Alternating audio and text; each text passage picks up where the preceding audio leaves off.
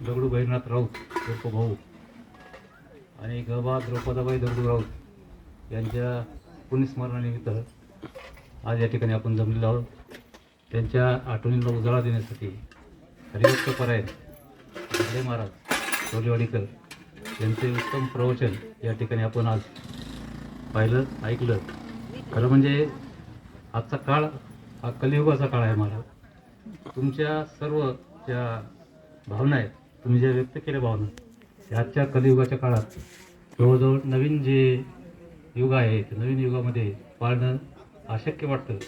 अशक्य यासाठी की तुमच्यासारखी हरिभक्त परायण मंडळी, ज्ञानाचा सागर असलेली मंडळी ही समाजामध्ये फार कमी राहिलेली आहे. आणि कमी राहत असताना जमीन आपण पाहतो, नवीन जे कलियुग आहे किंवा नवीन जे युग आहे त्या युगामध्ये अनंत असे नवीन शो, नवीन खेळ या युगामध्ये तरुणांसाठी आले आहेत. त्यामध्ये समाज प्रबोधन करणारी मंडळी फार कमी राहिली आहेत. समाज प्रबोधन करत असताना आपण ज्या काही गोष्टी सांगितल्या खरं म्हणजे ते सत्य आहे. सत्य आता उतरवण्यासाठी त्या पृथ्वीवर शक्यता कमी वाटते मला. आणि इथून पुढचा काळ हा अतिशय भयानक खडतर असा जाणवतो. या प्रसंगाच्या निमित्तानं आपण जे मार्गदर्शन केलं खरोखरच अगदी मनाला भावून गेलं. ते अशा प्रकारचं मार्गदर्शन बऱ्याच दिवसांनी मी आज ऐकलं या ठिकाणी. दगडे महाराज आपण आमच्या जवळच्या गावच्या आहात. नारायणगावच्या शेजारी आपली सोलेवाडी आहे. आपले इतकं ज्ञान प्रभुत्व आहे हे आम्ही आज पाहिलं. आपल्याला खरं म्हणजे धन्यवाद दिले पाहिजेत. चांगलं आपण प्रवचन या ठिकाणी केलं.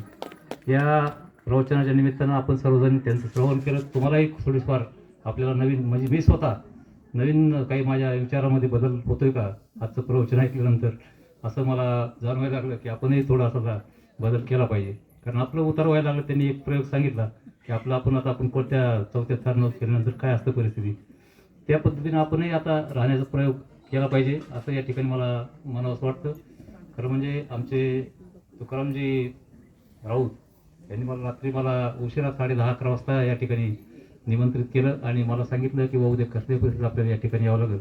आम्ही खरं म्हणजे संतोषानं आम्ही इतर 2 ठिकाणचे कार्यक्रम सोडून आपलं प्रवचन ऐकण्यासाठी खरं म्हणजे आमचा आज योगच होता चांगला असं म्हणावं लागेल. आणि या कार्यक्रमाला उपस्थिती आम्हाला ठेवता आली.